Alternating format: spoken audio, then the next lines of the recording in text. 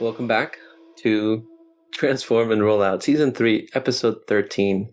First things first, this will be a continuation of Episode 6 and 12, but we're going to do things a little bit different this time, since we have players playing more than one character, and some characters we haven't heard from in a while. When I call your character's name, please give out your name and who you will be playing, what they look like, in a quick 2 to 3 sentence summary of what happened to that character the last time we heard from them. Sounds good? Perfect. This episode will follow Smolder. Yeah, baby. Hi, I'm Lapis. I play Smolder. He is just a little tiny guy, a little dragonfly to be specific. He's just, 5 feet tall? And he has little tiny wings on his back. His dragonfly head is on his chest. And he's got 4 arms, and he's a red little dude. Last time we saw Smolder, he was at the TBD with, I believe it was Stormburst. And the sweeps invaded, and him and Stormburst panicked and left. I think Mantix was with them, actually, as well. And they all left. That is correct. Allegory. Did you just say allegory? I did say allegory. He did! Allergy. Ow. Disrespect. No, I'm just kidding. Anywho's, hey guys, I'm Clickbait. I play Allegory. She is currently a combination of pink, red, and white Cybertronian jet. She's currently, I don't know where she is or what she's doing. She's in the process of being teleported somewhere because the TPD code red or code black, whatever code it was, alert just went off because at first the wreckers thought that they set it off. Turns out it was the sweeps invading. So yeah, she's just panicking and hoping that her friends are with her. We shall see. And finally, we have Scorchmas. Hi, it's me again, your boy. I play Scorchmas. He's a slender red bot. Recent events has caused the group he was with to probably be unsettled with his true name, but he wants to make amends. And then he went to the TBD, and we blew up some scrap, and then we got teleported. Don't know where though. And we're going to find out. But before we do that, I do want to remind the players that Smolder, you have 3 notches on your watch.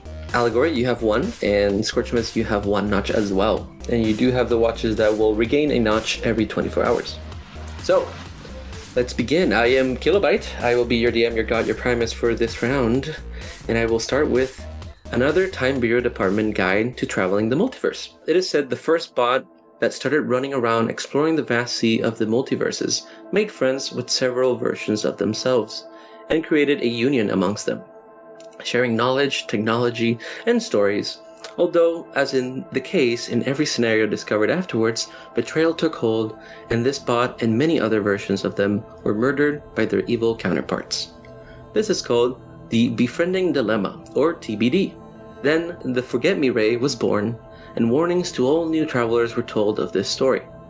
Now then, on with this episode. The last thing you were all told... Huh? What? What? That was kind of horrifying. Continue on, sorry. I'm thinking I have suspicions, but Kind of scared right now. concern is definitely an emotion that I'm experiencing right now. For sure. Good to know. Good to know. Because the last thing you were all told was to think of someplace you would like to go. Because you all drop 5 feet from the air. Smolder and Allegory, roll me a con save to see if you can flip in the air and prevent some damage. Hey, did you say Scorchmas- Smolder and Allegory? Yes, Smolder and Allegory, because you do have flight modes. Whoa! I can't believe you guys are hanging out with little man. That's wild. Where did you come Scorchmas, from? you are out of luck. I don't know. I don't know where I came from. You're about to find out. Oh god. So roll me those con saves. I gotta find the character I'm playing. Guys, I gave you the can't name at the wait for beginning. this. Okay, I got had a 6. all my character sheets up. Got a 10, which is better than any of my rolls last game. You both suffer 5 points of damage as you Excuse not you. quite land perfectly and kind of scrape a little bit on the shiny surface below. But Scorchamus, you are out of luck, and you also take 5 points of damage since you do not know how to fly, and you just fall. flight mode. Yep. You fall on the shiny surface. Everything is spotless. As the optic can see, you have beautiful mountains made out of steel decorate the scenery, along with a small city with buildings not taller than 30 feet. Your TBD watches make a little ding sound You're all next to each other. Two of you have traveled together before, but you see this little bug bot next to you, 5 feet tall, sitting. But you all seem to have the same watches, and the watches ding, and you can all see the following. It says TBD, time band disconnected, 3 clicks until next jump, loading current location. And Smolder, you hear in your head, Well, that's just great. We were this close to having a matrix. Then you, Lee, we almost died? You nearly got us killed. I need to find a new host. Oh, no. Perhaps I'll find a better suitor on this planet. Yours is apparently weak and feeble that's to the not- one who is called Galaxy Wave is obviously a threat. I want everybody to know I'm saying this out loud. You guys are just seeing me. I'm so I am knocking, like, I'm using one of my hands to knock on my forehead. Just aggressively. And I'm like... Wait, DM, I've seen this bot before though, right? The elevator? I didn't see the elevator? You did notice the bot in the elevator getting into the elevator when you were at the TBD. So you saw the colors in the wings, yes. Yeah, so you need to be nice because obviously we're in this together and I don't see what the problem is and I'm knocking on my head. I don't even know. Excuse me. What do you- Hello. What do you mean? well, wait. Oh, hi. Who are you? Who are you? Friend or foe? So who's Who are you asking? talking to? The voices. That's a little concerning, isn't it? I'm sorry, who are you again? Okay, see, let me start off again here. Okay. Hi, I'm Smolder. There's a guy in my head, I don't know who he is, but he likes to talk to me sometimes and he's being kind of rude, so I had to tell him off. Anyways, what's your name? I'm just gonna look to Scorchmas like, what the hell? What in Primus' I'm name? Scorchfire. I'm Allegory. But where did you come? I saw you at the TBD, but how did you get here? What? No, hold on. You're not Scorchfire. Yeah, some know me as Scorchimus. It's interchangeable at this point. He's Yeah, you're definitely not Scorch. Do you know Scorchfire? Because I've been looking for her. She kind of just disappeared. Her? Blue? Yeah. Yeah. Such an odd color. I'd rather choose red, like you did, you know. I mean, Beautiful red's a red pretty color. good color. Yeah, no, I Yeah, agree. But red is- no, I've red is actually been amazing. really worried about Scorchfire. I don't know where she went. She's safe, Scorchimus? I think. Oh, You are on thin ice already. Yeah. Who are you talking about? And where Yeah, is that's Synthwave? who's Synthwave? She's Yeah, where is Synthwave? one of our teammates. Okay, well, Scorchfire's my teammate. And she's gone, and I need to get her back. Wait, where in the world are Mantix and Stormburst? Where did they go? Are those the other two bots that were with you going into the elevator? Yeah, they were. They should have been with me. We had to quickly get out of the TBD because we were about to die horribly, and I don't know where they went. Well, I don't know where Synthwave went. Can I look around, DM? Do I see her anywhere? Synthwave! Roll me a perception as you do that. Your watches ding, Oh no. and this time they Oh, show no. level 3. They show level 3 find thread, timeline 515_S dash Roll it in the wrong 02 channel, hang on. I don't want that one. dash 25, Cybertron 2002, years in the future of your timeline's present day. Okay, I like this one. In this case, it would be Smolder's timeline. Oh, but this it's is my one of the- timeline? Yes, because you're in your timeline is 515. Allegories is 716. Okay. So this would be your timeline. The level. And you said 20 years in the future? 2002 years in the future of your present timeline. Oh. 515S something. At 515_S dash 02 dash 25 Cybertron 2002 years in the future. I rolled a That's so 19. scary. 19. With the 19 allegory, you don't know how this synthwave looks, but as you look around, you see 5-foot critters, all of colors, populating this place, all of them looking almost identical if it weren't for their different colors. They're all mechanical in nature, with 4 arms. Each appears to have an alt mode that may turn into a dragonfly. Oh, wait. And as you're looking around, you do notice that there's a blue one making its way towards the group.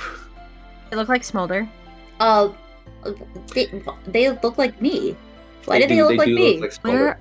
Do I'm you looking. know I'm this looking place? back at you guys. Because I have no idea. I don't have. We No, have no I- idea. I We just don't. met you. But We they still look. don't know if you're friend or Yeah, foe. what you are you? mentioned Who Galaxy are Ray, you which with? was, I'm going to say, is a foe.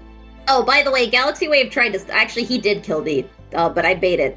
I want to mention, by this way, I got better. all this time I'm holding my arm because it's been dislocated, my right arm, with my left arm, and I'm using it to point. Like it's Oh my pointing, God. and it's like an extension of a point. Nice. Are Yeah. you bleeding?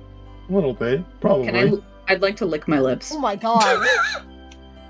I am uncomfy. I'm looking between Scorchamus and Smolder, very concerned. And as that happens, the blue critter that you saw, Allegory, reaches the group, and now you can all see them. They are blue, but they also bear a golden crown.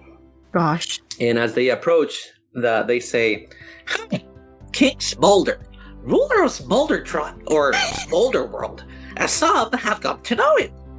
Always a pleasure to welcome a new Smolder to our society. Consider this your day of truly living. Happy birthday, Smolder. May I ask you what your companions are?" What we are, who we are. What? So you're Smolder? Yes, I'm King Smolder, and this is Smolder, and that one's Smolder, and this one's also Smolder, and this one's Dr. Smolder. Say goodbye to your individuality.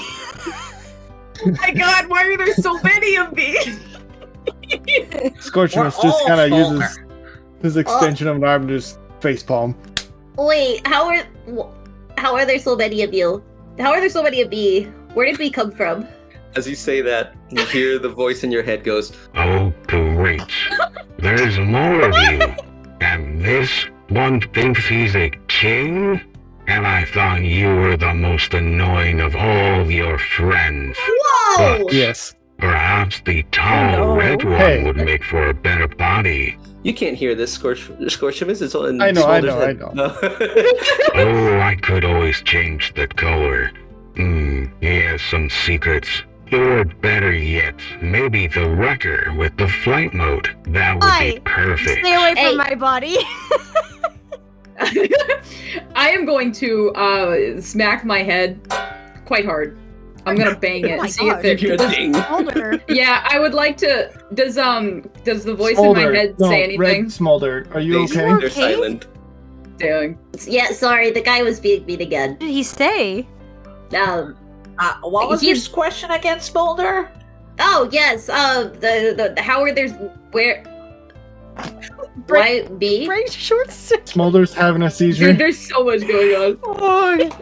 Yeah, this is where all Smolders come to enjoy themselves. Well, It's a how? world for Smolder. What, this has never been something previous. Where did you come from? We don't know where they come from, but they all come here to have fun. Oh, And since we're all Smolders, we all love each other. that sounds pretty good to be honest with you. Is Scorchfire here? Do you know Scorchfire? I don't know who this Scorchfire is, but we have other Smolders. Oh, And then you hear one moves up, has a blue wing and a green wing, and parts of various other colors. Walks up to the group And says, and I am Smolder, chief technician, you see? I make sure everyone is well treated around here, you Oh see? god, I knew it was gonna be Grease. Oh my We also have god. another Smolder here. I'll make sure we dine nicely tonight, you see? Grease. He gives you a weird wink, and then he kind of looks at Scorchamus and Allegory kind of a little bit awkwardly, as he then kind of merges back with the next group, or like with the group of Smolders. I'm What so is scared. So happening? concerned. Rick. Allegory, what is I- happening? DM, is there a statue of Starscream? I need to know right now. There's a statue of Starscream? Yeah, There's no statue of Starscream. that's shocking. Scorchamus. Scorchamus. I think Yes. if Synthwave Are isn't we here, we dead? should go. I think Are we I'm in- dead. How many notches you got left on your watch? Because I got I- one. I also only have one. I have 3. Well, whoop-dee-doo. No, I'm just And I as turned you- to look at Smolder. as you're all talking, another Smolder begins to walk up to you. This, No, please, I can't take anymore. this one's completely chrome. If they just had like their paint removed, this one says, Greetings, I am Dr. Smolder. I'll be showing you to your room, Mr. Smolder. Unfortunately, and stares at Allegory and Scorchimus, your lunch companions will not fit in any of our infrastructures, for they are too large. I'm cool with that. So they'll just have to wait outside. We have a special shed where it's the waiting room. Is there anything I can have one of my apprentices grab while you make your way over? Well, maybe like some health stuff. I think my buddy here has a broken arm. I licked my lips again. And we should probably get that fixed. Also, I could use some health stuff because I feel as though if you could see my stats above my head, they'd be below half. So that's, Perfect. I'll get you a piece of light scrap. We'll get you some checkups. We'll clean your mandibles, make sure they're sharp for tonight's feast. Perfect. Just follow us. Come with us. Your friends can go with the guard smolders to the waiting room. I'm gonna look to my buddies. We're just whispering between each other. Wait, hold on. We don't know you very well yet. No, you. Are you getting the sneaking suspicion that we're being taken off to a shed, and Smolder has suspiciously looked at you and licked his lips multiple times, and now they're talking about a feast? Yeah, it's very odd. I'm beginning to be concerned about our potential health and safety at this dinner. You know what? I have an idea. Is it a good idea, or is it a Scorchimus idea? Smolder. You say Smolder, and they all go. It's Smolder. Oh god. Allegory's gonna jump back. Our Smolder. yeah. Yes. Would you like to be friends? Sure. We You look like you. the very same colors, so we must have a lot in common, right? I would. You look like Scorchfire, so like I assume that we can be friends. Nice. If there's a bunch of bees here, maybe you're just a different version of her. I've always been told to make a friend is to give them a hand, and I give them my arm, the one that's already Solus Prime. off. What are you giving me the whole I'm arm? gonna just take that back. I mean, it's not gonna work for me. Wait, No, wait. Are you crazy? You can have it. Why are you giving this to diluted, clearly. His lack of energon is going to his head. You can have that. You've I don't been want looking it. at it and licking your mandibles. Because I'm hungry, but I'm not going to eat you. Wait, let's backtrack a second. I'm so confused. What's happening right now? Anyways. Are they, like, dead when you eat them? Or do you eat them alive? Should I worry? Like, no, I don't. As you say that, the King Smolder reaches out a hand to you, Smolder, and says, Come with me. We have much to offer and show you. Welcome home, my child. As he starts grabbing you and start pulling you into the little town. I grab Scorchfire's arm. Oh no, I don't you have gave it. back. I give it back, but I don't want it. Okay. Oh. No, I don't want it. You can have it. Okay. My present was rejected. I fear our safety is at stake. You think, Scorchfire? As they're turning and going to the town, the king turns and says, "The guard Smolders will take you to the waiting room." And you see the two little guards with little sticks start kind of nudging you into towards the waiting room, which is a shed outside of. I'm going. As this is happening, I'm gonna focus on Smolder, and then I'll go back to the two in the shed. King Smolder takes you towards the center of the city, as Scorchimus and Allegory are taken to the waiting room, and a small half-circle arch decorates the very center with exactly 10 feet of clearance that allows any Smolder to walk or fly through with ease. And you can see some statues of Smolders now that you're closer to the town, all around town, with heroic poses. And Dr. Smolder walks up to the semicircle arches and flips a switch, and a quick snap sound pings, followed by the sounds of water whooshing, and then a portal opens up in the center of the archway. And unlike portals you've seen before, this appears to work differently. You cannot see what the archway connects to, only that when witnessing Dr. Smolder walks into it, and he swims for a moment and then disappears. Oh. And King Smolder says, Happy birthday, Smolder, and welcome home. Now let us dig in. Oh. After he says this, many Smolders begin to rush their way into and through the portal. What do you do? Oh my god. Well, I guess I will. I mean, it is my birthday. I am a little birthday guy. Can I Can I try and try and contact Scorchfire to see if she answers before I go through? You can try to send a message. Okay, yeah, I'd like to do that. What kind of message are you trying to send? I'm gonna try and send a voice message, try and contact her via comms. Okay. What do you say in the message? I've just I put my little finger to my audio. Scorchfire, I don't know if you'll get this, but I'm somewhere and there's a bunch of bees and it's my birthday, so I'm gonna go have something and then I'm gonna get back on track and try and find you. I just thought I'd let you know. Okay, bye, I love you. Okay. You say that, and the message seems to have sent. You're not quite sure.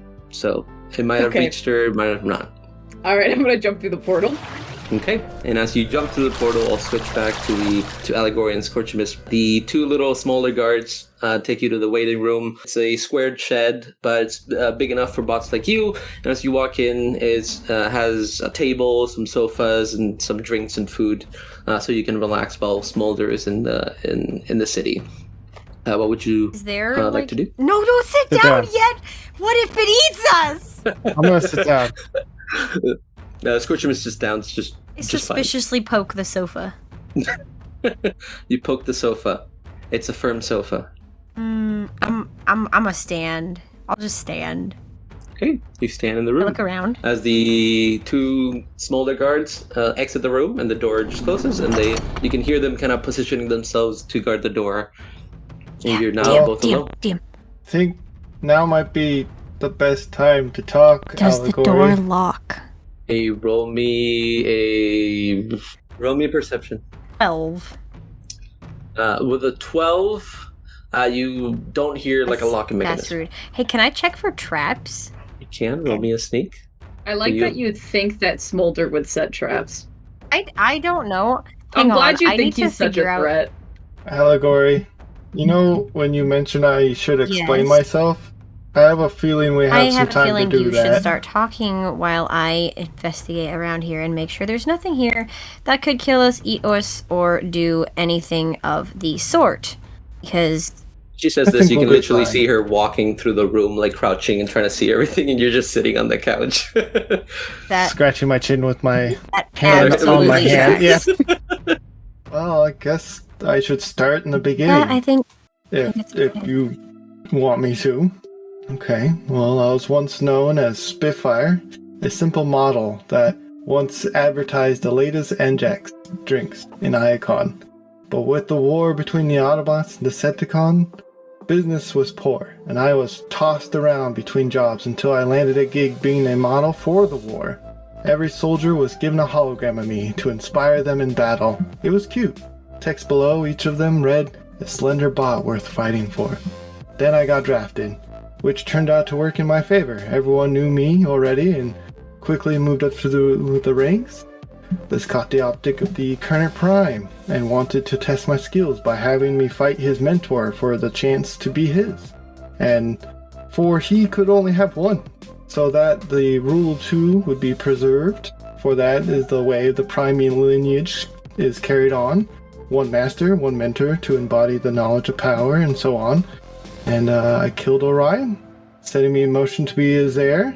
I was overwhelmed with emotions that did not feel like my own, but regardless, to be the next line after the great Sentinel Prime of the Ruthless, the highest honor among Autobots, I wore the purple badge proudly. I never agreed with everything about the war. The destruction of others for the sake of power made me uneasy, but something at the back of my mind pulled me towards it. So one night, when Sentinel was recharging, preparing for the final battle against Megatron, I murdered him, took his matrix, became the next Prime. Scorchfire. I quickly left to give word to Megatron to negotiate a peace treaty, even though the back of my mind was telling me not to.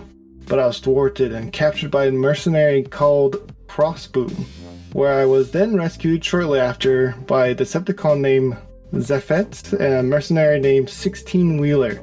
They had the thickest tires I've ever seen, enough to make a Sharkticon blush. An adventure was had, friendships blossomed, and by the end of it, 16 Wheeler became Stratocloud.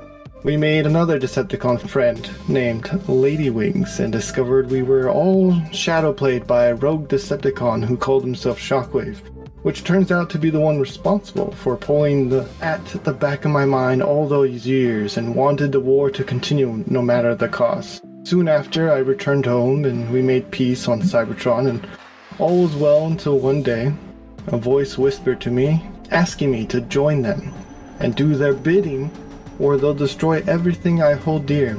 I thought it a dream and shrugged it off and said no. Then news of Caminus gone missing and their entire solar system gone as if devoured or destroyed. All of a sudden the same news for Eucharis, Velocitron, many others. I became worried for my friends. I reached out to the voice and pleaded for mercy and offered my life for theirs. And to my surprise, they accepted. And that is when I found out I became the Herald of Unicron, and he dubbed me Scorchimus Unicronus, Prime of the Damned.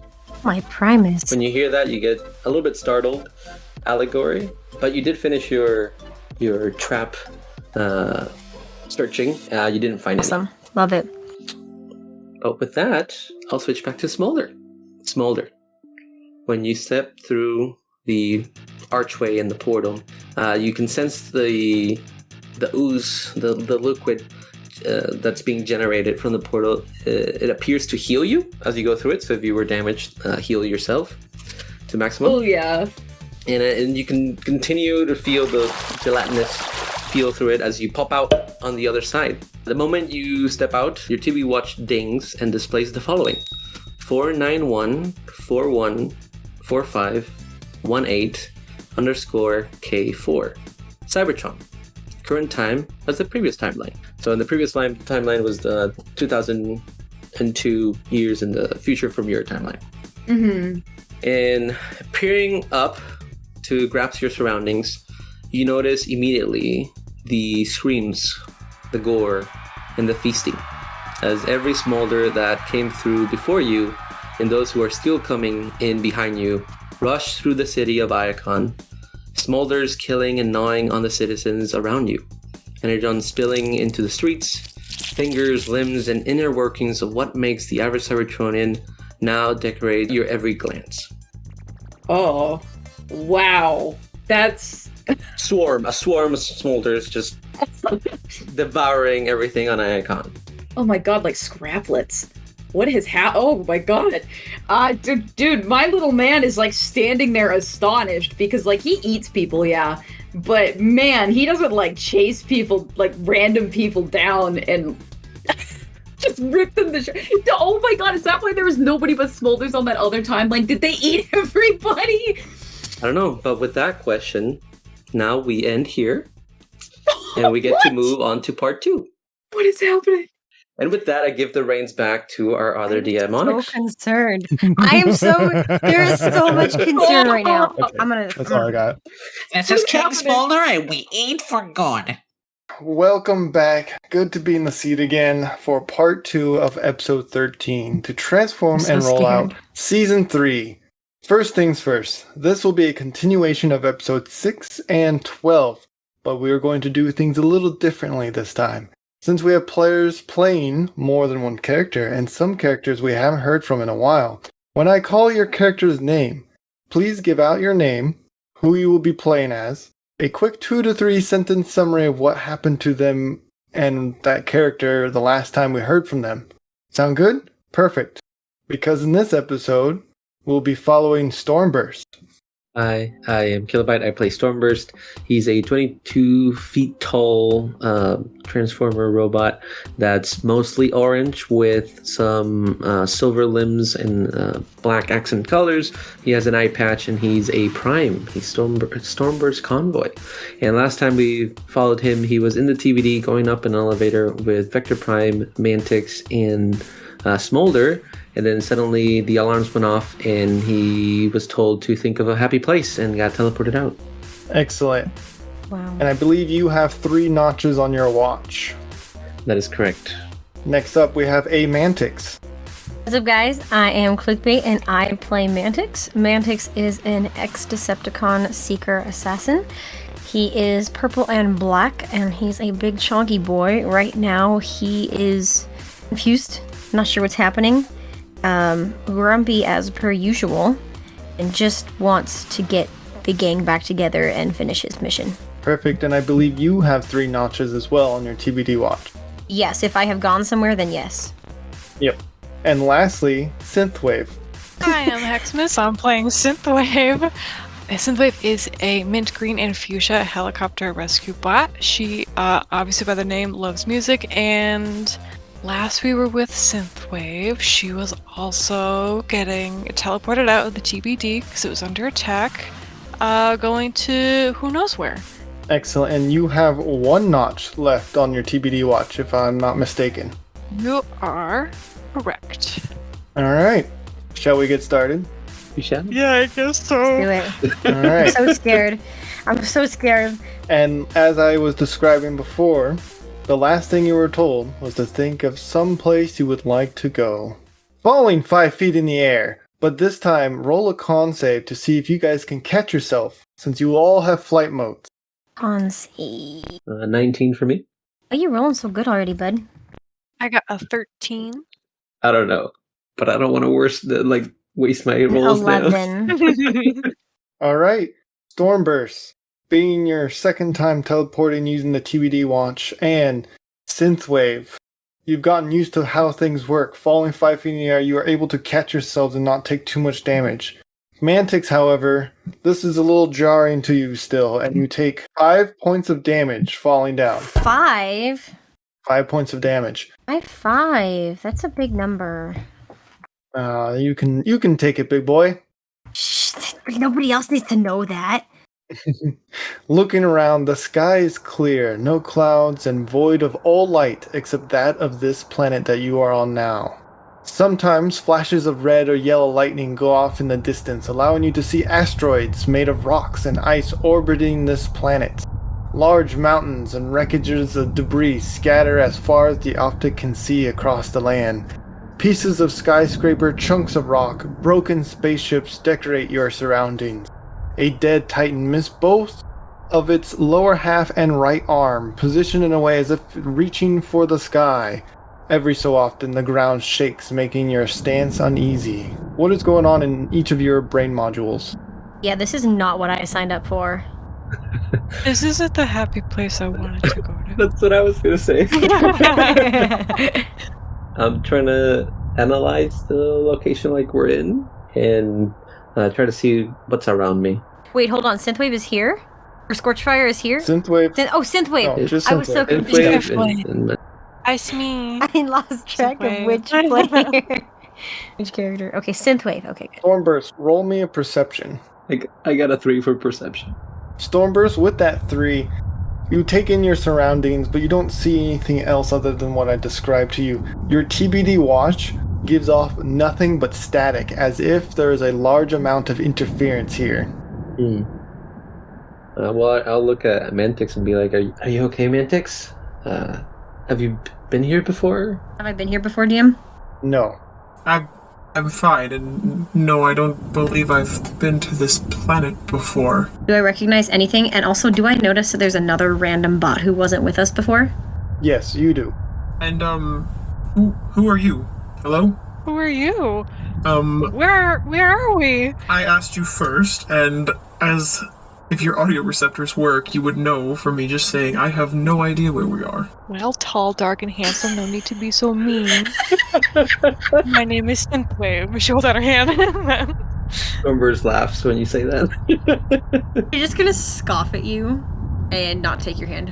I'll put my hand and be like, I'm Stormburst, and this is Mantix. Well, hi, Stormburst. Nice to meet you. At least I know someone here is nice. Mantix is gonna cross his arms. I can introduce myself just fine, thank you. And as you do, everyone roll me a perception as thunder and lightning can be heard in the distance. Perception. 11. Oh, I got a 9. I got a 5. I'm pouting. Okay, Synthwave and Mantix, you're too busy trying to shake hands and focus on the grumpiness. Stormburst, very faintly in the distance, far away, you can hear some clicking of sounds that are all too familiar. And near you, you notice a bunker that appears to be part of the ground as if it's leading downwards. It's orange in color, and it's on the surface of the planet close to your location. With the clicking, can I identify if it's the same as the sweeps? Absolutely, it I is. would be correct with that? Okay. I look at Mantix and Synthwave and be like, so seems to be some kind of creatures headed our way that are not very friendly. So suggest we find some cover before they get here. What kind of creatures? The same ones that attacked us at the TBD, if I'm not mistaken. I see. Then I think shelter is a great idea. You guys were at the TBD too? Were you at the TBD? Yes. Yes. That is Wait. curious. So you're used to this traveling. I mean, yes, but this... She kind of just like vaguely gestures around her. Just kind of getting thrown into wherever is... That part is new. Oh, And as you say this, everyone can now hear the clicking getting closer, coming from all directions. I suggest we move Is quickly. that the sound you meant? Does anyone see any To go shelter? now. There's a bunker near us, but there's also a large Titan in... The Titan's dead. Yeah, but it can help it to be shelter. I don't remember if I saw the creatures fly or not, DM, but if I didn't, I don't suppose these creatures can fly, and it seems like we all you have... have seen them fly. I have... Okay. Yeah. Never mind. So... Sorry. There's the Titan or the bunker. We do have flight modes. These creatures can fly. Depends on how fast we can reach our destination. How far away is the Titan and how far away is the bunker? Bunker is roughly 400 feet away. The Titan is 1.5 miles. Better I'm go gonna go with the fast. closer one. Well, I'm very, very fast. So it was up to you guys. I'm down for whatever. Yeah. I mean... Clicking can now be heard more intensely. As you can see in the distance in Go the the bunker! sky, when the flashes of lightning, a speckle of black shapes seem to be flocking toward your direction. Well, I I'd suppose like to go we're a little now. bit late for the Titan. Maybe we should go for the bunker. Yeah. Yeah, let's go. I hope it has power. You book it. I'll follow them. I'll book it. Once you make it to the bunker, the door opens and there appears to be an elevator just shortly down a hallway. That is not ominous at all. Can I make sure I can close the door? Does it look and, like there's any lock booby it? trap? The doors do lock, so there is a locking mechanism when you turned around and twist it. I wouldn't Can do we that. barricade the door? Okay, what's the plan now? You barricade the door. Barricade the door. Get in the elevator. Yes. Does it go yes. up or down? Yes. I'm assuming it only goes down. Once inside the elevator, you notice no buttons for floor except for the doors, a button to close and open doors. Although you can hear the clicking noises growing ever closer outside the bunker doors. Synthwave, you get a familiar feeling, one you felt all too soon ago. A sense of dread and fear, and as you dwell on it, you can feel pain, but you take no damage. Oh no. Synthwave can't help but kind of clutch her chest a little bit, and she's probably super comfortable talking to these two lads about what exactly is happening. But she's definitely shaking in her proverbial boots. Do I notice her do this? As you do, everyone roll me a perception. Or that works too. Why? Get an Got 8. a dirty What the 20. heck? I got a natural 1! Mantix, you're too busy scoffing that you are dealt the shorthand being with these two bozos. Okay, that's fair though. Stormbird, Hey. you're too worried about Mantix and this new ally and the sweeps coming in to notice this other thing. However, Synthwave, looking down as you're clutching your chest, you notice a broken yellow horn that looks very familiar to a friend of yours covered in green energon. I want to bend down and scoop up this little horn. And that's kind of the last straw for Synthwave, because she's just going to start crying and holding it close and just shaking more. What in You okay? Primus' name? What is going on? Are you injured? My friend, no! As you say this, the elevator door shuts. Ah! It begins to move downward. At first slowly, but then it picks up speed drastically. Oh. Um, Gotta hold on to something? Is there a It's floor not button good. that's lit up or something? Nope, they're just No. door buttons. Oh. I start pushing a button. Is there a- I It's a start scary pushing the feeling. buttons. I'm pushing the It buttons. might not stop. This continues Is for there a an solid emergency 3 clicks, stop or button? about 10 minutes for the listeners following along at home. I would It like to comes to, hover. a slow stop. Oh. Stays Okay. closed while you hear noises from the elevator rest into I'm place. ready in action.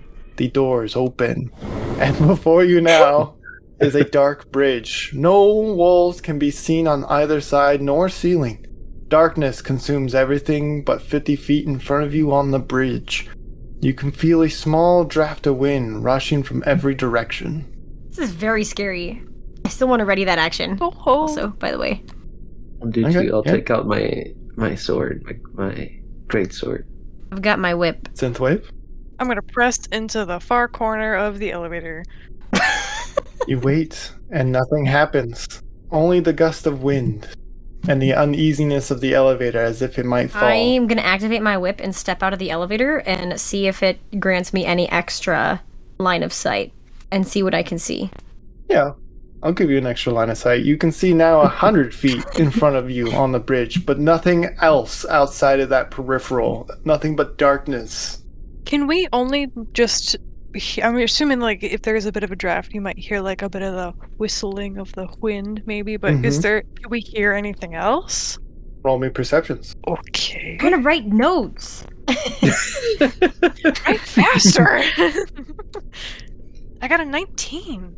I got 17. All of us roll perception, or just Synthwave? Yes, all of us. Oh, Excluding me, of course. Gee, I wonder why. 18. You hear nothing but the wind and the uneasiness of the elevators. I'm outside of the elevator, but Synthwave, I know we just met and all that, but we gotta get out of here. We gotta move forward. I know it seems scary, but I promise you, Mantix and I will protect you if anything happens. I'm going to scoff. I scoff at that. She, like, wipes her tears and holds up her pinky. We promise? I extend out my pinky and say, I we promise. don't have time for this. Okay. Mantix, just calm down. My friend might be Well, dead. standing in the elevator is not going You to help them. shush. And she's gonna And hold being up rude is not gonna help them either. But it Mantix. makes me feel better. And only you. So let's move out. You take lead, Mantix. I wouldn't take anywhere else. I'm going to Perfect. Wow. I'm going to advance towards the bridge, I guess, after making sure they make it out of the elevator. I advance slowly, stealthily, if possible. You move forward onto the bridge, and you do this for quite some time. Nothing changes except for the abyss surrounding you on the bridge. Below you is empty darkness, above you is empty darkness. This continues for about 2 Oh my miles. gosh. When you reach the center of the bridge, there appears to be a circle-wide platform filled with several monitors and 3 other bridges reaching out to opposite ends. All the monitors currently turned off, and besides it, a large switch in the off position with the text below simply stating the word lights. Do we see anything else, like any indication of whose desk this may be? And whose control room? None at all. I don't trust this. I also do not trust this. Yeah, same. Do we turn on the lights or continue to try and explore in the dark? I feel like it's probably better to turn the lights on, but also if the lights are turned on and it's just on this central area, then everyone, if there's others in here, they could see us, but we can't see them. Can DM, But also, is there a wandering in the spot dark to isn't turn a on great like just the idea. monitors? The only switch you see or indicator of a power source is that switch. What if it's a trap, though? That is a high probability. Do we hear any of the clicking coming from where we just came from the I elevator? won't make you roll again since you guys all rolled really good. But no, you don't hear any more clicking, Then just they're the not rustle of the clicking in. wind. Okay. I think it'll be okay if we turn it on. Because we could always turn it back off. Just we be want. ready for surprises. Go ahead and turn it on then, Synthwave. Okay. I'm gonna turn it on. Okay. You gotta tell me twice. I'm standing ready to respond if I see any threats when she turns on the lights. Me too. The moment Synthwave switches the light on. The entire room is flooded with a pale orange light, bringing visibility to all around you. The room appears to be a sphere with a diameter of 4 miles across, with the platform that you are standing on at the dead center.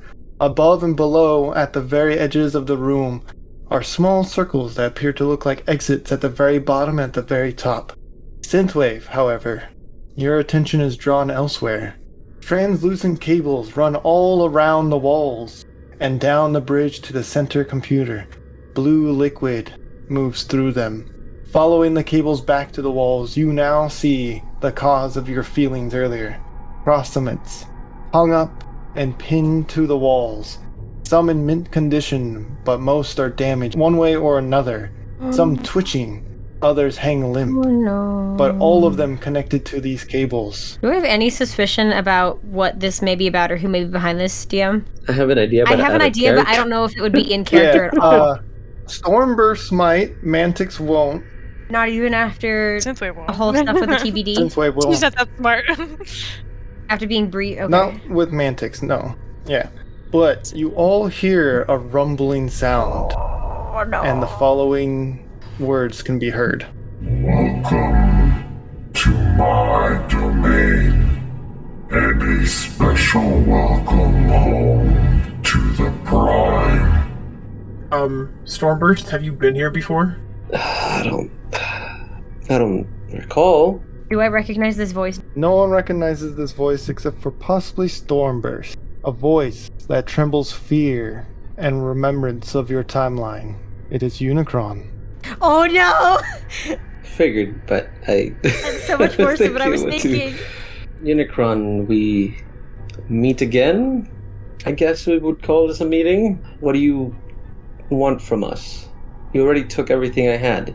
As you finish that sentence, each bridge begins to shift and click, rotating, spinning, until finally resting and taking a final form with a semicircle arch that resembles 4 portals on each of them. And then Unicron says the following. I can grant your every wish. All you need to do is bend the knee or proceed your way to oblivion. I've seen your destruction. I will not help you destroy more worlds. And as you finish that sentence, the bridge that you came in on, the portal that now stands there, activates, and you can see through it and where it leads. It's clear as day, all of you. The outline of Scorchfire, standing as a silhouette, and behind them, the dim color of purple in silhouette of Shockwave, with blaster in hand. Around them are the bodies of Zephyr and Mantix on the floor. No sign of Stratostorm, a sight all too familiar to you, Stormburst. With a slight twist, it appears. Why are you showing us this, Unicron? These events have already happened. He gives no answers, except now you witness Shockwave in the portal approach this defenseless Scorchfire alone. I will try to run and try to intercept if I can reach in time. Okay. Stormburst, no! You run through the portal. As he does that, let's switch to Synthwave and Mantix, who witness Stormburst run through a portal. Where is he going? Is he just leaving us? Stormburst, Yes. wait! You don't even know if that's real. He's gone through the portal. Great. Well, Synthwave is also, by the way, just looking at the floor in the portal. Like, she's not looking up at the walls or anything. Mantix pokes her. Hello? I don't really want to be here right now. And as you say that, Unicron speaks once again. Mantix, you conceal your true identity, but to me your intentions are clear. Kill Synthwave. I will grant your every wish. I already have my orders. Synthwave is gonna back up immediately. Why should I listen to you? Please don't. What can you offer me that Lord Megatron cannot? He is with whom my loyalty lies. Anything your spark desires. You have shown no proof of this. Why should I believe you? To the left of you, the platform shifts ever slightly, and a large sword comes out, matched with a pairing new whip with blades Oh, at so the pretty. end. Oh my god, Matrix, really? That's it. That just appears there. Is it Yes. at a portal at the other end of the bridge, 2 miles away, or? No, it appears right next to you. I'm gonna grab the whip out of the air. What are you doing? Does it look like it's very nicely made? Yes. Very nicely made, very well crafted. Looks like it could give a heavy hit. This is impressive, I must admit. But, again, I serve Lord Megatron. He has spent millennium gaining my trust and rewarding me for my loyalty. As you're playing with the whip, you notice a small little button, and when you click it, electricity buzzes through the whole whip. That's very nice. I don't know what to do. This is enticing, Unicron. I must admit. What else could you offer me? I'm beginning to believe you. Kill Synthwave. Then we can discuss further. Please, I please, suppose. please don't. It's been a while since I got to kill something. Please, no. I crack the whip towards Synthwave. And we're gonna stop there and switch to Stormburst, running through the portal. You get a closer look at this Scorchfire, and they take a look at you, and they can see you running towards their direction. They open their hands up as if to embrace you. I thought there was more, but I will open mine and try to embrace them, but at the same time taking out my my Quake Shield and try to put it on their back to block Shockwave. Perfect. And as you meet up and embrace, Hex, do you mind describing the Scorchfire Right. and yes. taking over from here? Yes. My name is Hex. I'm playing as Scorchfire, not the one that we typically know. This Scorchfire, unfortunately, is a little thinner. She looks a lot more run down. Her colors aren't as vibrant. It's almost more of like an indigo. It's not quite as blue. It's indigo, and instead of like the blue collar that she has, it's actually more like a little crown. But she's got so much like scuffs and chipped paint, and she kind of looks a little worse for wear. But she just lights up when she sees Strato, arms open, and she says, "Strato, is it really you? I can't believe it. I finally found you." She tries to like pull him into the tightest hug that she can. It's me. I'm here. I'm back. I may be different. I may be a different one, but I'm here. I'm here to protect you. Oh, I've been looking all over for you. I can't believe it. I finally found you. Now that we're here, there's just this one little thing. We can finally be together. What is it? We seem to be in the middle of a fight. I don't think it's the correct moment to... And as you say this, Stormburst, you feel a sharp pain in your back. It's just that you're still alive. I go like... She gives a big smile. Go ahead and roll damage. What? What? I got an 8. You take 8 points of damage, Stormburst, from a blade between your back. I go, why? Scorch, why? Don't you see? And we're going to end part 2 there. No, this episode is giving me heart palpitations. All right, part 3. Welcome back to Transform and Rollout, Season 3, Eons, Episode 13. First things first, this will be a continuation of Episode 5 and 12, but we are going to do things a little differently this time, since we are playing with players who have multiple characters, some characters we haven't heard from in a while. When I call your character's name, please give out your name and who you'll be playing, a quick 2 to 3 sentence summary of what happened to that character last time. Sounds good? Perfect. And this episode will follow Domina. Hi, my name is Celeste, and I'll be playing as Domina. In the previous episode, Domina and Frostbang were flicked back into the timeline thanks to the Vector Prime of Domina's timeline. There was a situation of the place they were taken to, and unfortunately, the place they were taking to, the TBD. And unfortunately, Domina, for short-term traveling buddy. And right now, Domina, I have no idea where she's heading to now. Perfect. That was one way to say they died. Short-term But- investment, I would say. Yeah, right? short-term.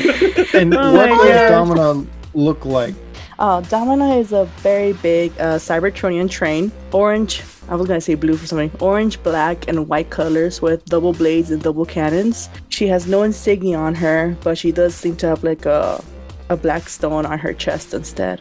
And that's pretty much about her. Well, you will notice some scars here and there on her.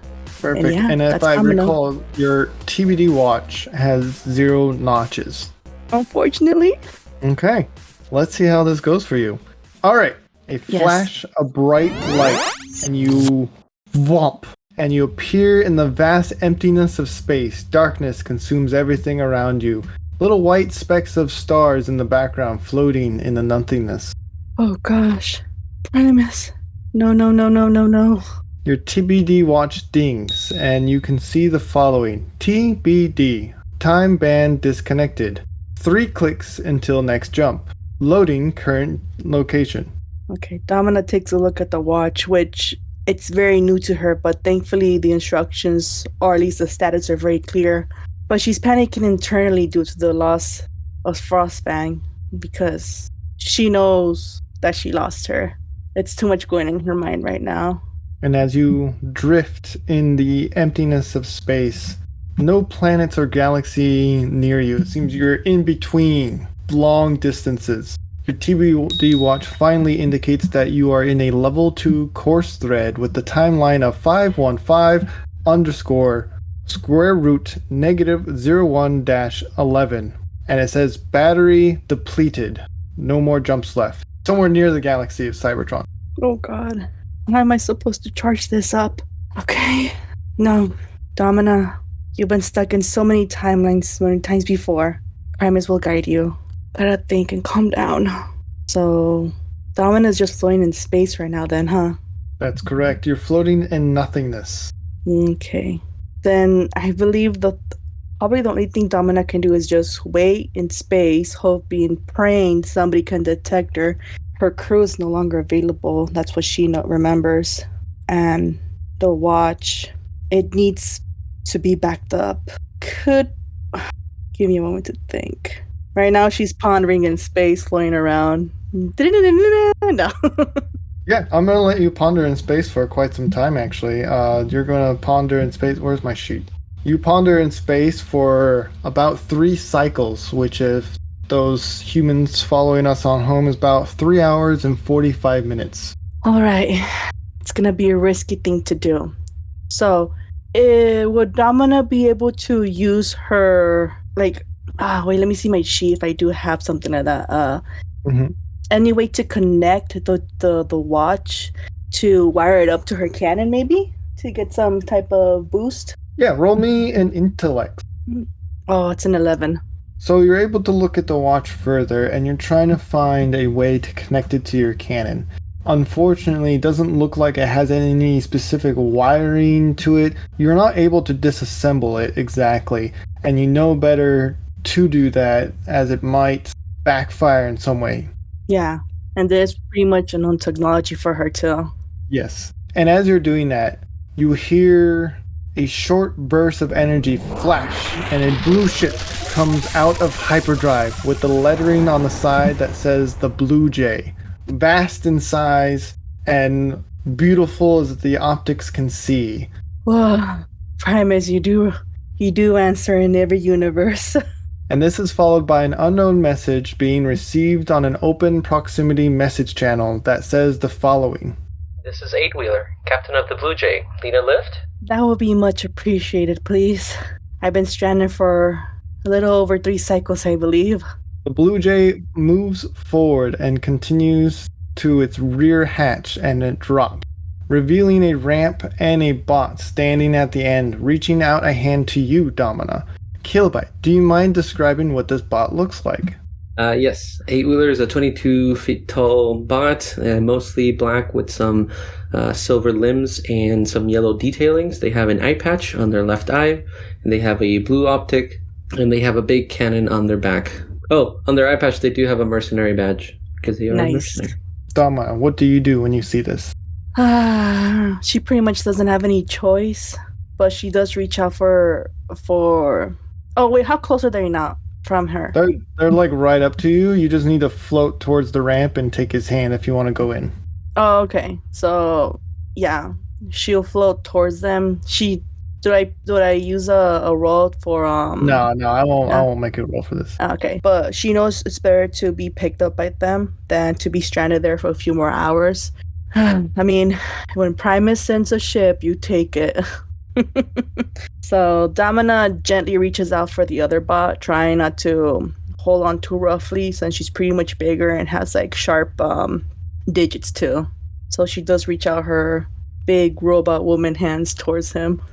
And as you grab their hand, they bring you in, the ramp retracts and the rear closes, and you both proceed your way into the main dining halls of the ship, passing 2 doors on your left, 2 doors on your right, which you can assume are the bunk. Once in the main hall, the main dining hall, you notice a nice rectangular table with 4 chairs, a kitchen, and a doorway that leads into the pilot's room, and a set of stairs that lead to the lower floors of the ship. Small crew? Small crew, yeah. What are you doing out there in space? It's not safe. Would you like some refreshments? I'm a very good cook. No refreshments. I just went through an experience, and I don't believe I can consume anything at the moment. But I am very, very grateful for your assistance. Oh no, you're welcome.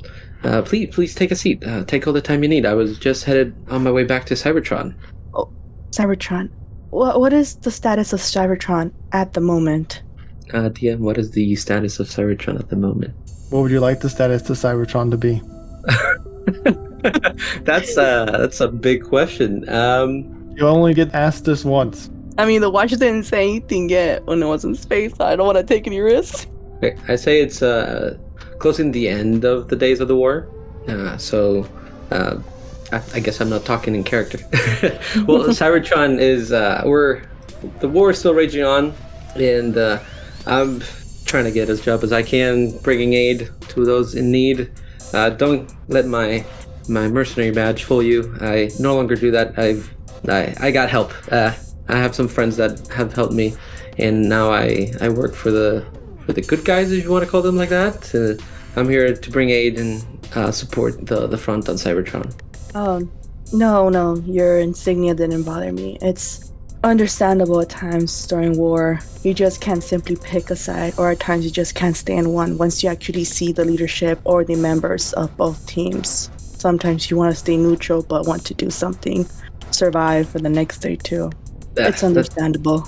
That's true. No, thanks to my friends, I saw the bigger picture, and I've dedicated to doing good by them. I see. They're actually waiting for me to deliver the medication, so I'm on my way to see them. I see. You do not mind if I could go with you to Cybertron then, correct? Oh no, I would never leave a bot in the middle of stranded in space. No, of course not. You're welcome to join in. Very much appreciate it. I need to find some friends. The last time I saw them, they were in pause. What's the name of the planet? How you pronounce it? Camion? Caminus. Thank you. The last time I saw them, they were in Caminus. Oh, I see.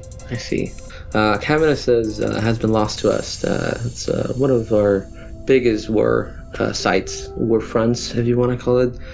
So it's a little bit destroyed right now. I don't know if your friends made it out alive, but and then as he's talking, he's gonna make his way to the kitchen, kind of prep 2 drinks to help Domina kind of calm down, and he's gonna get one himself. Oh, okay. Domina takes a deep breath. So she is confirming in her head, if Camin is destroyed, then that means she's not in the correct timeline where she last saw the other team, Elita 1 and everybody else. Of course, she's thinking about this in her head. But there is a slight panic in her eyes, losing Frostfang in the other timeline, unable to go to the other timeline, now stuck with the device too. Is the chair big enough for Domina to sit on it, by the way? Yeah. Okay. So slowly, with her tiring body, she takes a seat, just taking a look at the watch, just remembering Frostfang asking her, if he trusted her, and he's pretty much lost in thought. So probably the last things that our friend Ba had said to her just went through Domina's mind at the moment. As you have your head down looking at the watch, he'll hand you the drink. Say, here's to hopefully your friends are okay, and hopefully we can meet them up on Cybertron. He'll chug his, and he's just gonna there next to Domina to help her.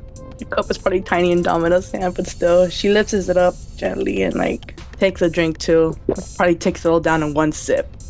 Excuse me, takes it down in one sip. Oh, that's perfect. We're gonna keep that in, actually.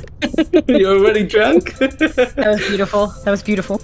Well, I hope we can get some more information on your friends. I hope so. I just lost a friend just a while back. I need to find the rest of them, at least to give them the news, or I just can't go back home without letting them know what happened to our friend. I understand. I lost my squad a long time ago. It was hard. It was hard to deal with that, but luckily I made new friends, and they've helped me through it. That's good to hear. But being a leader myself, doing these missions, you would have thought I would be more careful with my decisions, or at least know what was happening, but I didn't see it. I didn't see what she was trying to do. I'm very much responsible for her life. So now Domino is almost grabbing the glass, but like shaking, her hand is shaking and almost trying to break the glass because she's very angry at herself now. It's okay. I'm sure you did everything you could. I have a friend. I met them on my first mission, and they've been helping me out, and they also lost someone, and we've been kind of helping each other and all that. Now, may I ask the name of your friend? Maybe I knew them. Their name was Frostfang. Oh, I can't say I met them, but if they meant this much to you, I'm sure they were a great bot. And as you say this, 8-wheeler, a flash of white light fills the kitchen. Small speckles of blue and green glitter can now be seen, only for a moment before a loud thud as something or someone lands on the table, completely on their back, breaking any other utensils you had on there. Before you is Mantix. Body now lies, which I believe has one more death save to roll to decide their fate. But before we get there, okay, can you describe what your character looks like? Give us a short summary of what happened to them during their last episode in episode 5. Can I? Oh my gosh. Yeah, you can now. I mean, it's no secret to the listeners. Okay. Hey guys, I'm Clickbait, and I play, at the moment, Mantix. He's an ex-Decepticon Seeker Assassin. He's an extra-large boy, transforms into an F-22 Raptor. He is purple and black, and currently he is fighting for his life and losing the battle. Excellent. All he tried to do was save his friends, and... Okay. Domina and 8-wheeler, you see this bot before you drop. Domina, you recognize this bot from your adventures in Caminus on an alternative timeline. Looks almost identical. They have some patches where you last remember them on their chest, but now there's a new sword hole shaped in their chest. They don't have a sword there, it just looks like a sword plunged into Dang, I thought I was gonna get the sword for a leaking. second. I was really excited. They're leaking energon all over the table, and they seem to be spasming. They're not quite conscious all the way, but Mantix, you do hear a familiar voice to you, although you can't quite make out the shapes due to, death being at, your door. Yeah. Oh. Domina's just staring at him like, it's him! You! As Mantix lands, Euler's gonna jump up and be like, I don't think I caught your name. And he looks at Domino. I'm 8-wheeler. And he kind of waits for you to... Domino. Okay, Domino, I need you to go get me the medical kit. We gotta help. Mantix, what just happened to you? It's in the back, in the back room. Can you help me? I'll try to stabilize them. Yes. You know him? Yes, this is Mantix, one of my friends. How did you get here, Mantix?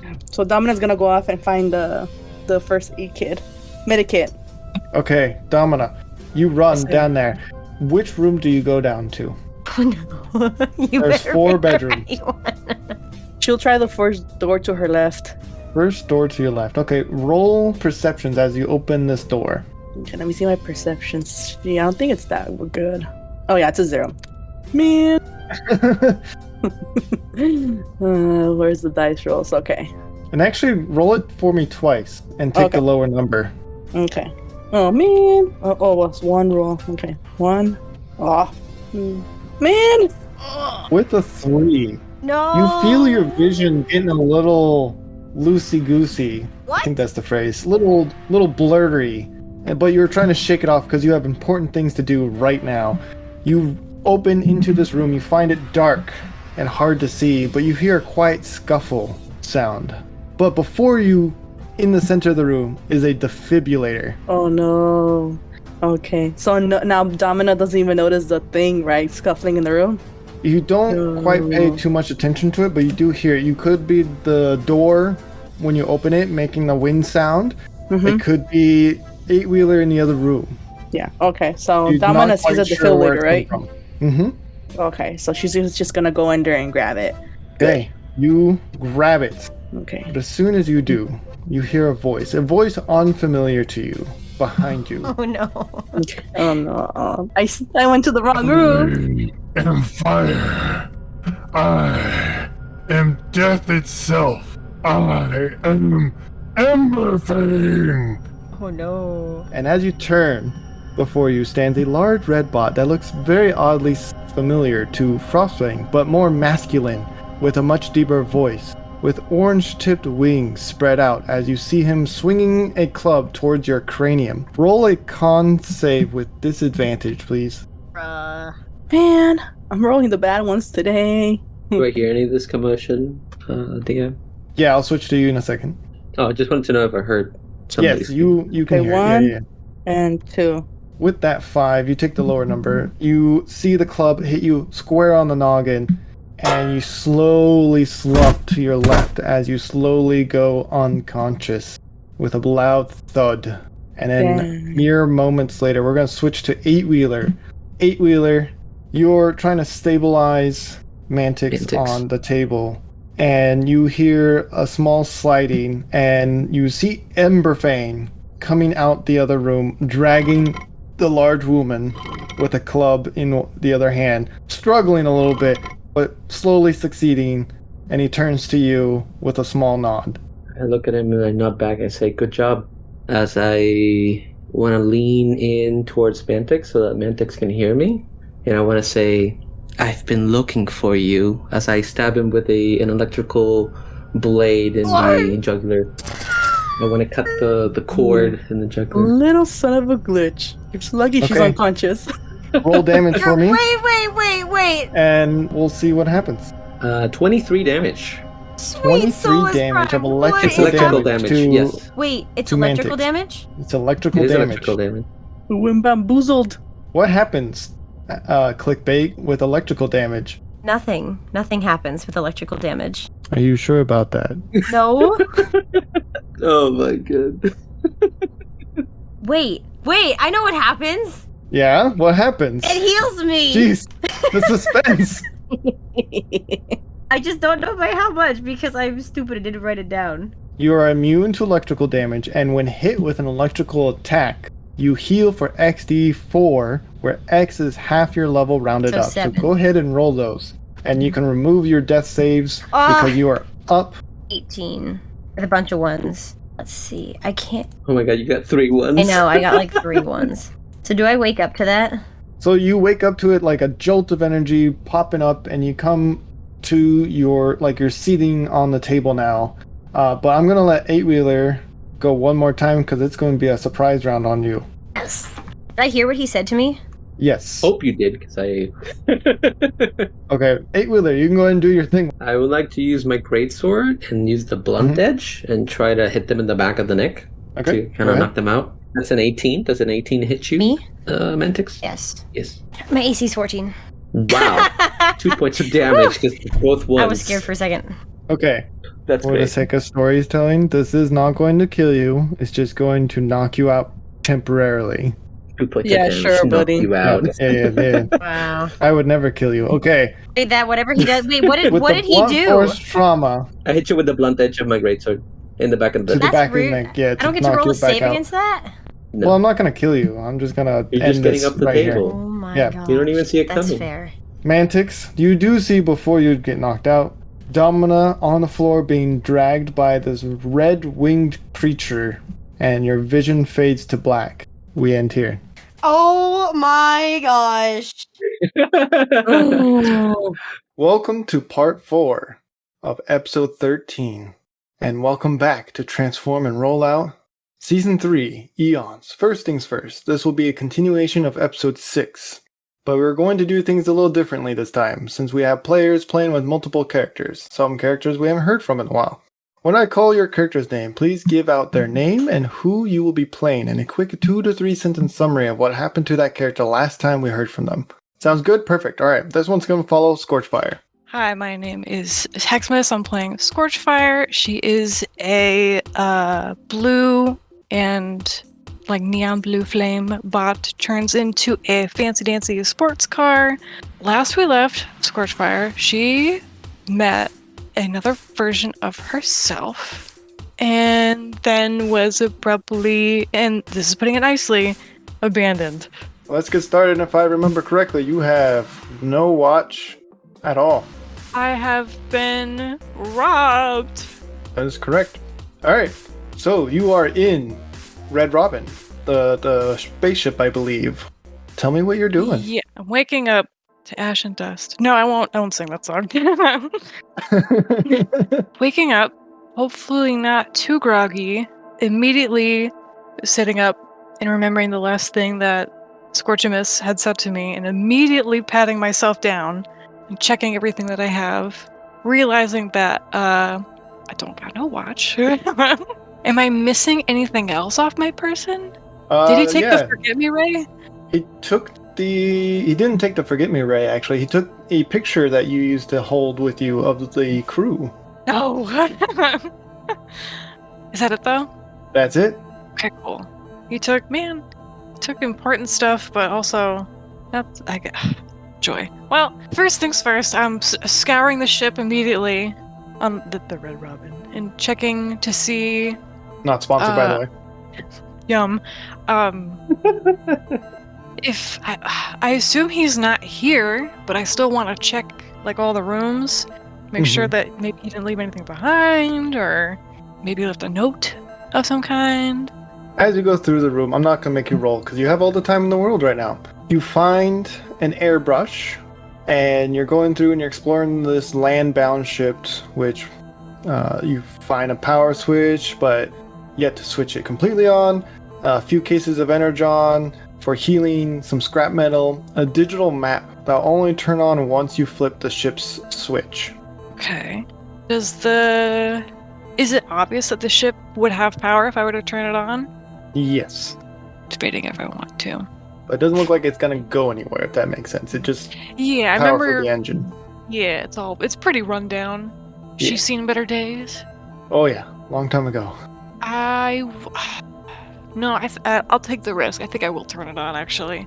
The moment you turn it on, a digital map has what looks like the remain, more than half destroyed Cybertron, showing a quarter of a half semicircle floating in space surrounded by debris, and a small little red dot on the surface that says, "You are here," and another dot a few miles south in what would have been Kaon, but is more than a crater on this map. A dead center is a purple dot with the following text written below it, by yours truly, and it says the following: DV, the world's largest pile driver. I hate him so much. Always saying he's a god. Poof. He's nothing but a has-been demigod. 10 out of 10, would not recommend it. Though he does have some nicely aged injects. Love, Scorchimus, winky face. P.S. Hope I didn't accidentally kill you, and that we meet again. ... Better be meeting again. Also, PSSS. If you do wander that way, he feeds off others being scared, angry, or envious. He's such a drama queen. This is the most Scorchimus message I've ever heard in my whole life. Wow. Really? That's great. Scorch is just gonna like rub her face, frustrated, confused, really hoping that she sees Scorchimus again. Mamma mia. She's gonna pace for a hot minute. kind of panicking because she's essentially stranded on a rock. Probably not much here. She's got no way to contact anyone. She's just got herself and the jacket cloak thing that was on the couch that she took. That's it. And an airbrush, which, if I've got time, and I have plenty of time, is there like any colors for the airbrush? Is it just loaded with like one color, or? Looks like you have 5 colors: red, blue, white, black, and pink for some reason. Yeah, I think she's gonna just gonna take the airbrush, put in some blue, some light blue, mix the blue and the white together, probably in a form of a pick-me-up. I think she's gonna spray paint her arms to add more flames, and then I Need a Hero plays in the background I need a hero for this montage. That's all I can But sing. for copyright reasons, we won't actually do that. Is there also a mirror nearby? Not intact, if that makes sense. They're Yeah. broken, but I suppose if you collect enough pieces, yes. Because she wants to try and add some flames onto the car doors that are on her back, but also if she can, Go for it. she could try to get to her back. That'd be really great.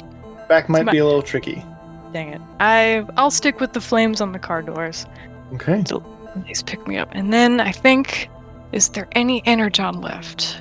Running low, but there is at least a small case. Taking it. Okay. And then I think with that, nothing left for me to do but head out the door. Okay. You head out onto the barren, scorched surface. Chunks and debris of this planet drift in space, surrounded by darkness. No stars to get off light. The only flickering of light that casts down onto the planet are when an explosion goes off when 2 objects collide in space, as they are being pulled into a nearby black hole, devouring everything that remains. Iron beams, rubbled building, rusted and decayed metal bodies paint your surroundings. A gentle wind pushes over a Zephyr Industries sign that has most of the letters scraped away. The journey is long, as you hesitate to use your alt mode, as you were warned about making too much noise, as threats do still exist here, but you have not seen them. Space race. I want to say, instead of walking, could I have healed my whole way? Sure. It'll be difficult with the terrain at hand, but yeah. Because if I got I'll let the you go a little wheels, faster. yeah, a little faster, maybe a little quieter. It's just the wheels kind of going instead of the stim stomps of my feet. Eventually, you arrive at the crater in the ground. Down below, a crumbled castle that looks like it's arrived by an asteroid. Small, dark purple and blue flames scattered around the dark fortress. Some pieces of the castle appear to be gently floating as if trying to stay in place where they once were. Dead bodies seem to increase the closer you are to the center.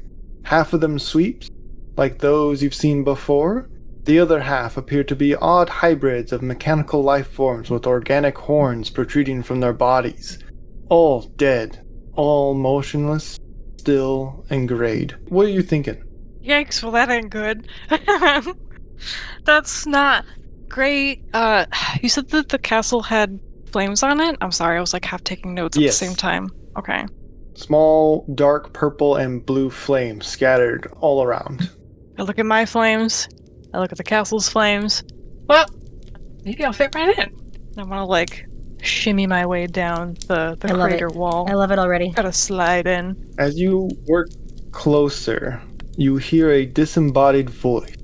I thought I told you never come here again. Scorchiness Unicronus, Prime of the Damned, Herald of Unicron, liar and cheat. Take another step and I won't hesitate to destroy you. I won't be fooled by a mere change of simple paints. Followed by the gates of the castle that slowly separate and float off into different directions as if to challenge you. Hello. No, you got the wrong. Well, no, you're like half right.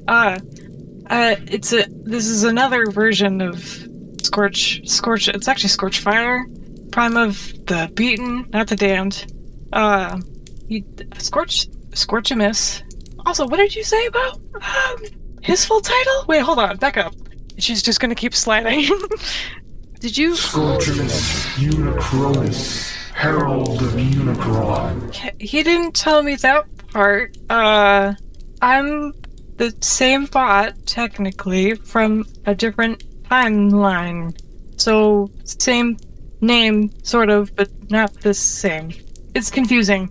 Can I come in? Shadows form, and skeletal-like translucent spirits seem to swirl all around in front of the gates and form into a single-bodied, half-headless entity. It's headless from the nose up, if that makes sense. So not technically headless, like half-head. And it seems to be a mash of mechanical and demon skeleton-like hybrid. But the top part of its head is purple and blue flames, with horns protruding off their shoulders. Yeah, that'll get her to stop. I mean, no harm. I was actually left a note from Scorchamus about this location, so I wanted to come check it out, because there's not much else here. Ah, tell me something. Are you scared? And his voice seems to echo as if it's in your audio receptor right next to you, even though he's standing clearly almost 50 feet away. Well, I mean, I'm not gonna lie. I'm definitely caught off guard, and very alert, but I wouldn't necessarily say I'm scared. Maybe hesitant and cautious is the word I would use. Maybe like 2% fear? Maybe 5%. Maybe I lied. Proceed your way inward. And he turns and you can see a cape made of smoke and ashes that resemble robotic skeletal faces drag along with it. The 5% has gone up to 10%, even though I'm a little more mad than anything. She's gonna kind of hesitantly come down. Like, okay. And as you go into the castle, we're gonna fade to black. And that's it. I need that cape. I need one of those capes. Jeez, he sounds so cool. I know, right? Moving on to part 5. Welcome back to Transform and Roll Out Season 3 of Eons, Episode 13. First things first, this will be a continuation of Episode 6, but we're going to do things a little differently this time since we have all the players playing more than one character, some characters we haven't heard from in a long while. When I call your character's name, please give out your name and who you'll be playing, a quick 2 to 3 sentence summary of what happened to that character last time we heard from them. Sound good? Perfect? All right. Grease, you have the floor. Thank you. I am Kilobyte. I play Grease.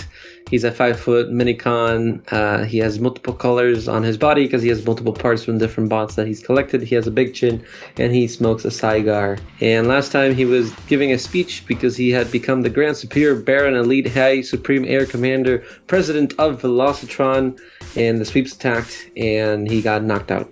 Perfect. And you do not have or possess a TBD watch, so we don't need to keep track of your notches. He does not, yes. Excellent, excellent. All right, are you ready? I guess so. You wake up to the sound of silence.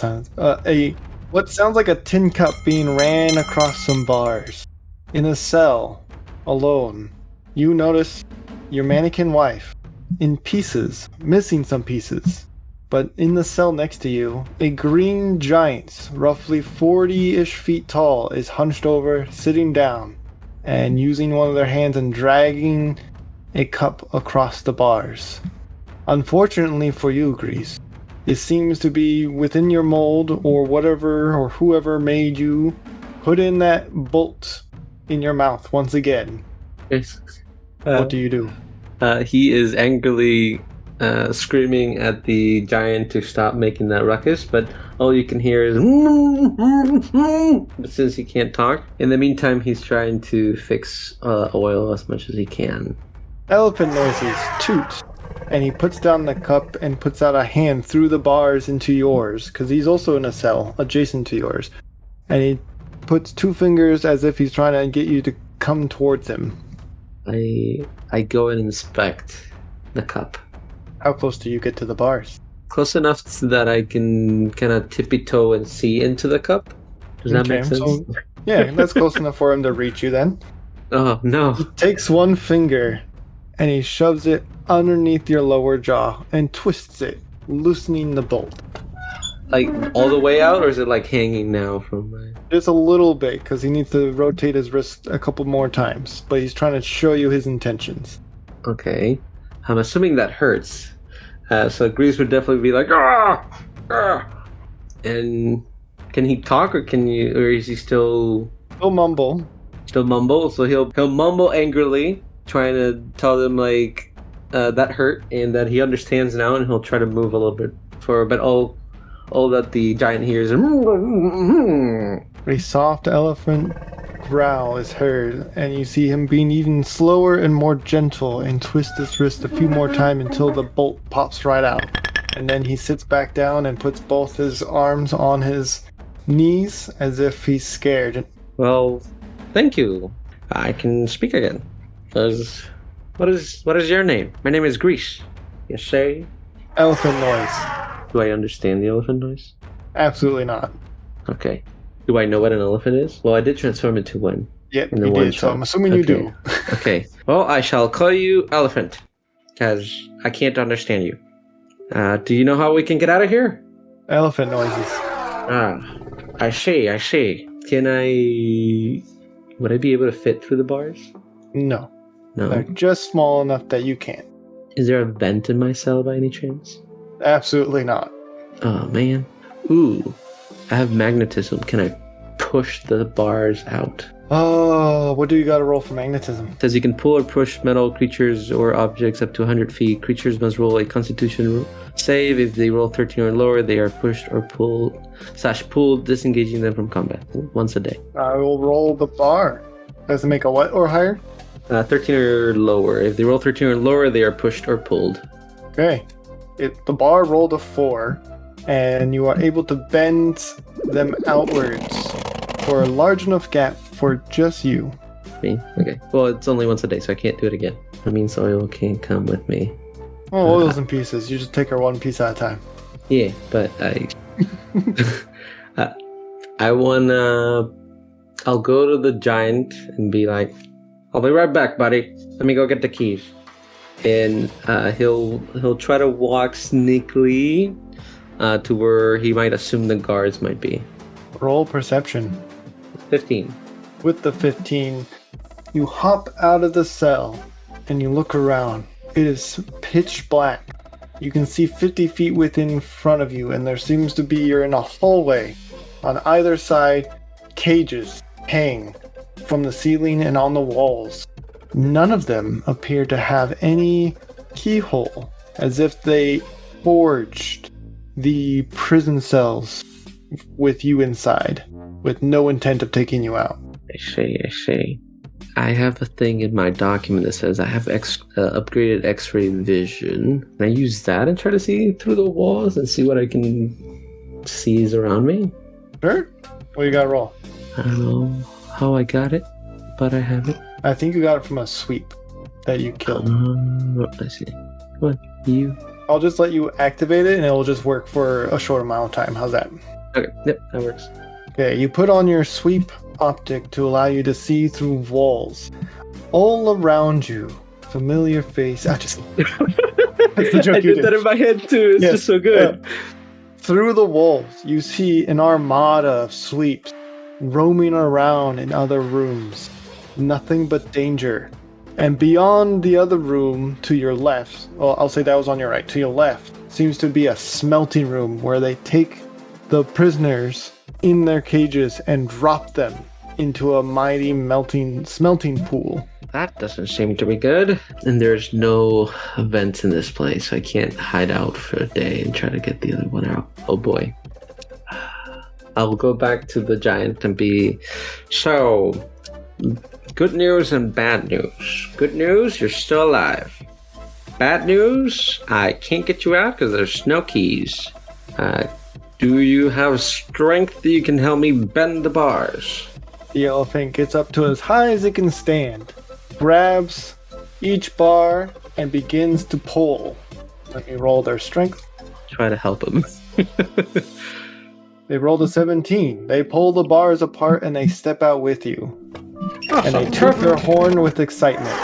That's great. That's step 1 of the plan. For step 2, I gotta fix my wife first, and then we can go. And with that, we'll end.